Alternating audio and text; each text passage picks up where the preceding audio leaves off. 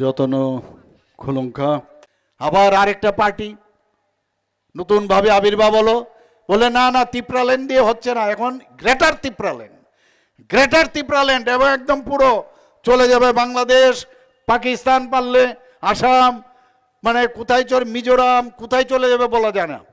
এখন গ্রেটার তিপ্রাল্যান্ড, কারণ আমাদের জনজাতি ভাই বোনেরা অত্যন্ত কোমলমতি, তাদেরকে যেভাবে বোঝানো যায় সেইভাবে তাদেরকে বিভ্রান্ত করার খুব সহজ সরল। কি বলছিল? তিপ্রাল্যান্ড বুকের মধ্যে খালি গায়ে কত রকমের নমুনা আমরা দেখেছি আগে, এবং ভয়ঙ্কর অবস্থা আমরা দেখেছি। মানুষ এইরকম চায় না এইভাবে আন্দোলন, কিন্তু বোকা বানানোর জন্য এইসব আন্দোলন করেছে, যেটা কোনো দিন সম্ভব হবে না, না করতে পেরেছে, না আগামী দিন করতে পারবে। আবার বলছে আমরা এখনো দাবির থেকে কিন্তু পিছিয়ে আসিনি। যখনই আমাদের প্রোগ্রাম থাকে ফ্ল্যাগ ফেলে দেবে, যারা এখানে আজকে প্রোগ্রামে আসবে তাদেরকে ধমকানো চমকানো, এটা কোন ধরনের রাজনীতি? এই রাজনীতি আপনারা কি চান? আপনারা কি চান আগুন দিয়ে পুড়িয়ে দেওয়া, অগ্নিসংযোগ করা, পার্টি অফিস পুড়িয়ে দেওয়া? এ তো কমিউনিস্টরা যা করেছে, এখন মোথাও সেই একই কাজ করছে ওরা। যদি জিজ্ঞেস করি যে এটা কেন করবো না, আমরা করিনি, ও সিপিএম করেছে। যদি পুলিশ ধরে থানায় যখন নিয়ে যায়, তখন আবার ফ্ল্যাগ নিয়ে গিয়ে ওকে ছাড়াবার জন্য জিন্দাবাদ জিন্দাবাদ করে। এই যে মানুষকে বোকা বানানো, আমরা এতদিন ধরে এই রাজনীতি আমরা দেখিয়েছি। মিথ্যা কথা। আমি একবার এক জায়গায় বলেছিলাম একটা ইউনিভার্সিটি করতে হবে, যদিও আমি বলার পরে এই লাল দুর্গের তরফ থেকে তাদের যে সোশ্যাল মিডিয়া নানাভাবে সেটাকে বিভ্রান্ত করার চেষ্টা করছেন যে একটা ইউনিভার্সিটি করব। আগে তো বলেছিলাম কলেজ, সেই কলেজে প্রিন্সিপাল ওনাদেরকে বানাবো। এই গোয়েবলসি কাদায় কিভাবে মিথ্যে কথা বলা যায়, এখন আমি ভাবছি ইউনিভার্সিটি বানাবো। কারণ অনেক পার্টি এখন চলে এসছে, অনেক কলেজ হলে যখন ইউনিভার্সিটি হয়, একটা ইউনিভার্সিটি বানাবো। আর তার চ্যান্সেলর, এখন আমি এইসব পার্টির লোকদের চ্যান্সেলর বানাবো। কিভাবে মিথ্যা কথা বলা যায় আর মানুষকে কিভাবে বিভ্রান্ত করা যায়, এই ধরনের একটা ইউনিভার্সিটি আমি ভাবছি ওনাদের জন্য করা দরকার। অদ্ভুত, আজকে ফ্ল্যাগ ফেলে দেবে, কাউকে ধমকানো চমকানো, এবং খালি বলবে যে তিপ্রাসা। এই যে মানুষকে জাতিগতভাবে একটা সাম্প্রদায়িক সুড়সুড়ি দিয়ে রাজনীতি, এছাড়া আর কোনো কিছু নেই। কি বলেছিল আগে, এখন তো এক পার্টি বলছিল। আর এই সুড়সুড়ির একটা অদ্ভুত কতগুলো স্লোগান আছে, মানে কিভাবে সুড়সুড়ি দিয়ে মানুষকে আটকিয়ে রাখা যায়, এই চেষ্টা এখনো চলছে। আমাদের মাননীয় প্রধানমন্ত্রীজি না মিথ্যা কথা বলে, যা দুর্নীতি করে, উনি বলেছেন, কি বলেছেন? मैं चौकीदार हूं, मैं खुद भी नहीं खाऊंगा, दूसरे को खाने भी नहीं दूंगा, বলেছেন কিনা? তাই এইরকম একটা অবস্থার মধ্যে আমরা এখন এসেছি। আজকে দেশকে কিভাবে শক্তিশালী করেছে এই রাজনৈতিক দল। আজকে আপনারা ভাবুন, আমাদের সরকার, আমরা স্টেট গভর্নমেন্ট আমরা চালাচ্ছি, সেই স্টেট গভর্নমেন্টের কজন মন্ত্রী বিদেশে গেছে?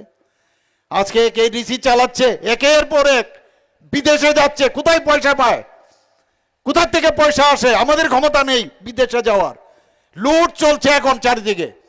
যদি জিজ্ঞেস করি কোথা থেকে, বলে আমার নিজের পয়সা দিয়ে যাই। আগে তো দেখিনি নিজের পয়সা দিয়ে যেতে। এবং যাদেরকে পাঠানো হচ্ছে তারাই বসে বসে এই যে ফ্ল্যাগ ফালানোর কাজ, এইগুলোই করে, মানুষকে ধমকানো চমকানো, অগ্নিসংযোগ করা, আমাদের যারা মেয়েরা আছেন, বোনেরা আছেন, তাদের বাড়িতে গিয়ে অত্যাচার করা, এগুলো সব খবর আছে। আমি বারবার বলেছি, লিস্ট কিন্তু হচ্ছে, কাউকে ছাড়া হবে না। বন্ধুগণ, এখানে সাংবাদিক বন্ধুরা আছেন, আমরা জানি চতুর্থ স্তম্ভ সাংবাদিক আমাদের জন্য, এবং এই সরকার আসার পর আমরা কিন্তু সাংবাদিক বান্ধব। আমরা যেমন সব মানুষের বান্ধব, সবকা সাথ সবকা বিকাশের যে বাজেট এবার এসছে, আমরা সাংবাদিক বান্ধব। আমি এখান থেকে আমি বলতে চাই, অনেকে নিজেদের চেয়ারের জোরে অনেকে সাংবাদিকদেরকে উল্টাপাল্টা কথাবার্তা বলেন, এবং অভদ্র ভাষা এবং মিথ্যা যে কথার আশ্রয় নিয়েছে, আমি তার তীব্র প্রতিবাদ করি। এটা আমাদের কালচার নয়, না অন্যেরও কালচার। সেইগুলো কোনো অবস্থায় আমরা বরদাস্ত করব না বন্ধুগণ। এবং আগামী দিন সেইগুলো আমরা যা করার আমরা করব। আমরা সবাইকে সম্মান দিতে চাই, আমরা সবাইকে নিয়ে চলতে চাই। একটা নতুন ত্রিপুরা আমরা তৈরি করতে চাই। মাননীয় প্রধানমন্ত্রীজি কি বলছেন? সুশাসন, সুশাসন কাকে বলে আমরা কিন্তু দেখিয়েছি। কিন্তু যেভাবে আজকে আমরা দেখেছি যে এডিসির কি অবস্থা, আমরা 30 কোটি টাকা দিয়েছি আমাদের সরকার আসার পর এই হসপিটাল তৈরি করার জন্য, কিন্তু হিসাব নেই বন্ধুগণ। এরপরও আমি আবার 30 কোটি টাকা দিয়েছি, আরো 10 কোটি টাকা দিয়েছি, কোনো হিসাব নেই, কোনো ইউসি নেই। অদ্ভুত এক অবস্থা। আজকে জনজাতি অধ্যুষিত এলাকার জন্য আজকে আমরা টোটাল এডিসি কে তো দিচ্ছি, প্লাস জনজাতি অধ্যুষিত এলাকায় আমাদের যে বাজেট, সেই বাজেট কত 23-24-25 আমাদের কত বাজেট ছিল? আমাদের বাজেট ছিল মাত্র 27,000 কোটি টাকা। আমাদের রিসোর্স কোথায়? তার মধ্যেও আমরা কিন্তু ট্রান্সপারেন্সির মধ্যে আজকে কাজ করছি। এই ট্রান্সপারেন্সির মধ্যে 27,000 কোটি টাকার মধ্যে বেতন আমার দিতে হবে, কমিটেড এক্সপেন্ডিচার আছে, বেতন দিতে হবে, যারা পেনশন পাচ্ছে তাদের টাকা দিতে হবে, ভাতা প্রায়, এখানে আমাদের মাননীয় মন্ত্রী আছেন টিঙ্কু বাবু, প্রায় 5 লাখ লোকের আমাদের ভাতা আমাদের দিতে হবে, দিতেই হবে। যারা আমরা লোন নিয়েছে লোনের টাকা আমাদের দিতেই হবে। সেইগুলো বাদ দিলে আমাদের থাকে 17,000 কোটি টাকা।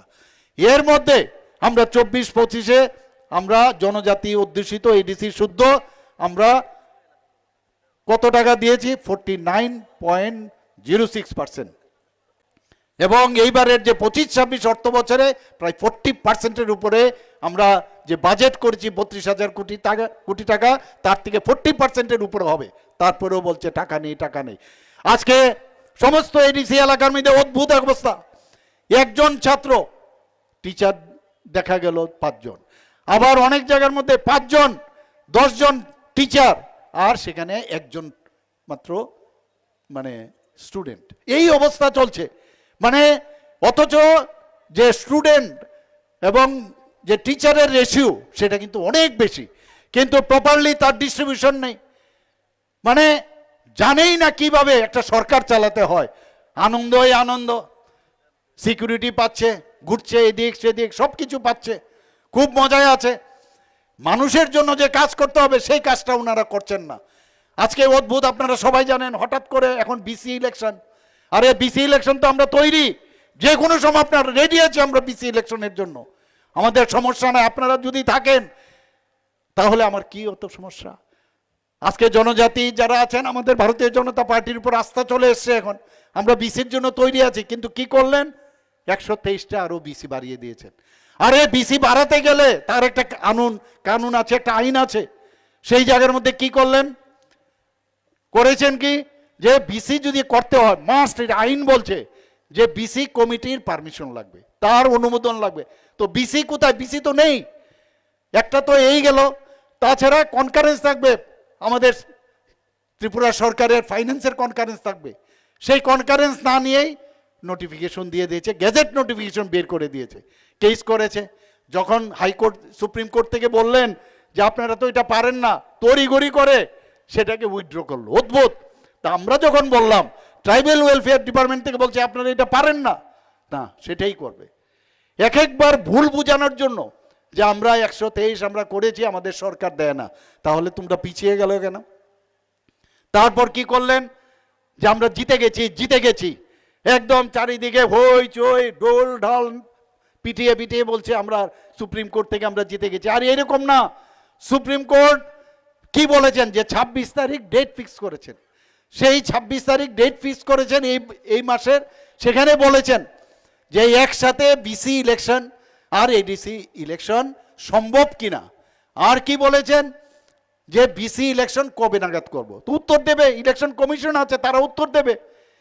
আর সেটা বলে সেখানে বগল দাবিয়ে খুব করে বলছে যে আমরা জিতে গেছি।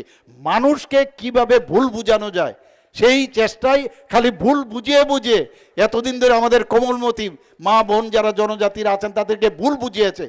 বন্ধুগণ, আপনাদের বুঝতে হবে যে এইভাবে ভুল রাজনীতির, এই যে আঞ্চলিক দলগুলো আছে তারা খালি ভুল রাজনীতি করে। এখন কম্পিটিশন চলছে সব পার্টির, কংগ্রেসও করছে, সিপিএমও করছে। কিছুদিন আগে বলছে আমরা চাই না, আমরা এখন দেখেছি উল্টো কথা বলছে না আমরাও স্ক্রিপ্ট মানে রোমান স্ক্রিপ্ট চাই। মানে কখন যে গিরগিটির মতো রং পাল্টাবে কেউ বলতে পারবে না। আরে তুমি তোমার নেক্সট জেনারেশনকে কি উত্তর দেবে? তুমি নেক্সট জেনারেশনকে কি উত্তর দেবে? এখন কি বলছেন, আরে মনে হচ্ছে যে এই স্ক্রিপ্ট নিয়ে আমরা তো এমনিতেই লুকটুক কম হয়ে গেছে, তাড়াতাড়ি স্ক্রিপ্টও আমাদের বলা উচিত। আরে আবার কালকে থেকে দেখলাম যে স্ক্রিপ্ট নিয়েও বলছেন। আরে স্ক্রিপ্ট তো আরেকজন বলছেন, আরে আমার রাস্তা তো পরে যদি লুক আমার পেছনে না আসে। আরে স্ক্রিপ্ট বলার আগে, আরে উনি বাঙালি, মুখ্যমন্ত্রী বাঙালি, উনি আমাদের স্ক্রিপ্ট নিয়ে কেন কথা বলবেন? আরে তাহলে আপনাদের তো এই জনজাতি মুখ্যমন্ত্রী ছিলেন, দশরথ বাবু ছিলেন, তখন কেন স্ক্রিপ্টটা করনি ভাই? তখন তো করনি।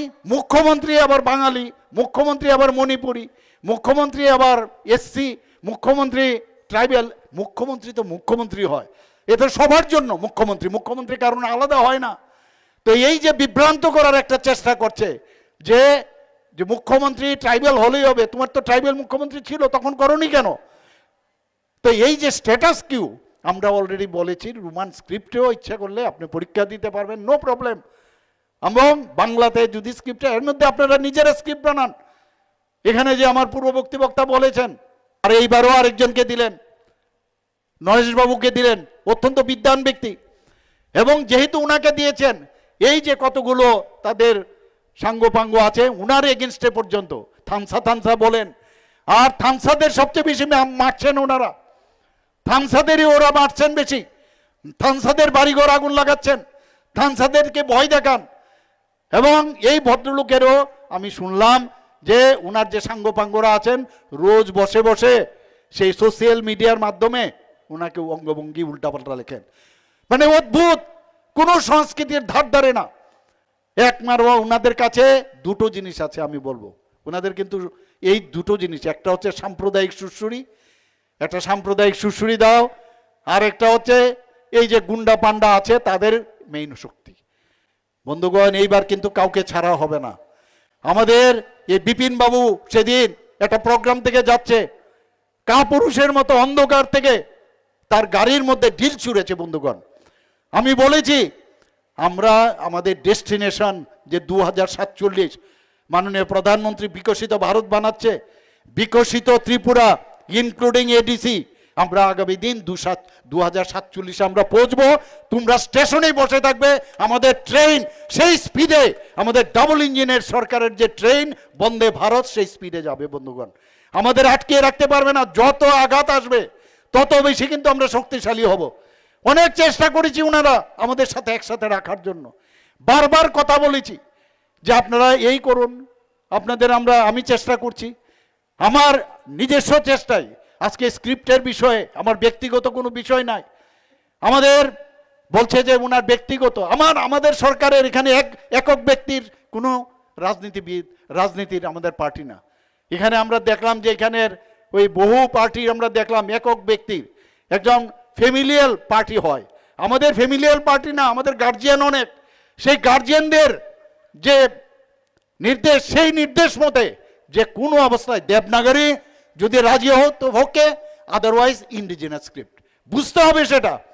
সেটা ইন্ডিভিজুয়ালাইজ করে আবার ভুল বোঝানোর চেষ্টা করছে, বলছে উনি ইংরেজি বিরোধী। আরে আপনি তো সবসময় সেই শিলং গিয়ে বহু জায়গার মধ্যে গিয়ে আপনারা ইংরেজি পড়াশোনা করেন, ককবরক তো পড়াশোনা করেননি আপনারা। এখন অন্যদের যারা ককবরক পড়ে বা যারা লোকাল ল্যাঙ্গুয়েজ পড়ে তাদেরকে বিভ্রান্ত করার চেষ্টা করছেন। আপনারা হিন্দিতে কথা বলেন, হিন্দির মধ্যে দেবনাগরী আছে, তো দেবনাগরী যদি ঠিক আছে, বাংলা আপনারা রাখবেন না, নো প্রবলেম।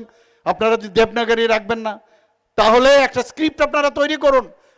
আজকে আমাদের যে চাকমারা আছে তারা যদি স্ক্রিপ্ট তৈরি করতে পারে, তাহলে আপনারা কেন স্ক্রিপ্ট তৈরি করতে পারেন? ককবরক নিয়ে, আমার ল্যাঙ্গুয়েজ নিয়ে কোনো অসুবিধা নেই, ককবরককে আমরা চাই যে একদম মানে পুরো ইউনিভার্সিটির মধ্যে ককবরক নিয়ে পড়াশোনা করুক, that I will do and will do it. কিন্তু বিভ্রান্ত করতে হবে যে উনি ইংরেজি পড়তে ভালো, ইংরেজদের ভয় চায় না ওনা ইংরেজি পড়ুক। ইংরেজ তো আমাদের পড়তে হবে, ইংরেজি ছাড়া কি করে হবে? কিন্তু ইংরেজরা তারা রোমান স্ক্রিপ্ট নিয়েছে, আমি কেন রোমান স্ক্রিপ্ট আমি গ্রহণ করব? নিজেরা স্ক্রিপ্ট তৈরি করুন। সব ভাষাভাষীর যত আছে রাজ্যের, বিভিন্ন রাজ্যে, সেই জায়গার মধ্যে আজকে যদি তারা স্ক্রিপ্ট তাদের নিজস্ব থাকে, তুমি কেন পারবে না? আমি এটাও বলেছি, যদি স্ক্রিপ্ট তোমরা নিজেরা না পারো, আমরা যারা এই ট্রাইবেলের যারা বিদ্বান ব্যক্তিরা আছেন তাদের মাধ্যমে তারা স্ক্রিপ্টও বানিয়েছেন, কিন্তু এই ইস্যুটাকে যেভাবে হোক জিয়ে রাখতে হবে, কারণ ইলেকশন আসছে, আর তো কোনো স্ক্রিপ্ট নেই, কারণ উন্নয়ন শেষ, উন্নয়নেরও কোনো নাই, কিচ্ছু নাই, অনুন্নয়ন, খালি ঘোটালা।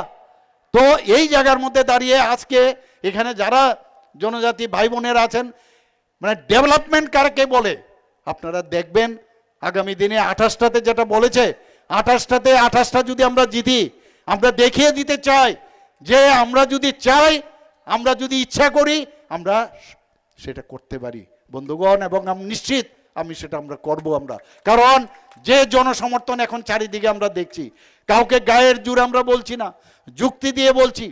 আর একটা অদ্ভুত লাগে, কিছুদিন আগে আপনারা দেখেছেন নগর পঞ্চায়েতের আমরা বিশ্রামগঞ্জে আমরা ডিসিশন নিয়েছি, সেটাকেও কিভাবে ভুল করার মানুষকে বিভ্রান্ত করা যায় জনজাতির, সেখানে বলছে বিসি নাকি আমরা নিয়ে যাচ্ছি, এডিসি নাকি আমরা দখল করেছি। তারপর যখন ওখানে গেল, সেখানকার অফিসার বলছেন স্যার এই ব্যাপার আমরা কোনো জায়গায় আমরা নেইনি। তারপর চলে গেলেন, বলছেন যে ওই কি স্কেল নিয়ে আসতে, অদ্ভুত বারবার একটা কনফিউজ করার চেষ্টা করছেন বিভিন্নভাবে। একবার কনফিউজ করছেন যে বাংলাদেশ থেকে লোক এসছে, আমি বিধানসভার মধ্যে বারবার বলেছি, বিধানসভার মধ্যে যে কতজন লোক, আমি ডে 1 থেকে যখন ওখানকার প্রধানমন্ত্রী চলে গেলেন, ডে 1 থেকে আমি বলছি কাউকে ভিতরে ঢুকতে দেব না, এবং তার কতজন ঢুকলো এবং কতজনকে আমরা অ্যারেস্ট করেছি সেটা বলেছি, এবং পুশব্যাক আদালতের অনুমোদন নিয়ে আমরা করেছি সেই কথাটা বলেছি। কিন্তু এটাকে নিয়েও একটা রাজনীতি, মানে কিভাবে এই সেন্টিমেন্টাল কথাগুলো বলে এই কাজগুলো করবেন, লাভের লাভ কিচ্ছু হবে না। আমরাও চাই যে ত্রিপুরাতে নিউ ত্রিপুরা আমরা করব। আগামী দিন আপনারা দেখবেন এডিসির উন্নয়ন কাকে বলে, এবং কাউকে কোনো জায়গায়, কারণ মাননীয় প্রধানমন্ত্রীজি সবসময় নজর রাখেন, কোথাও কোনো রকম যদি দেখা যায় যে করাপশন, সেই করাপশন ফ্রি এডিসি আমরা আগামী দিন করব বন্ধুগণ।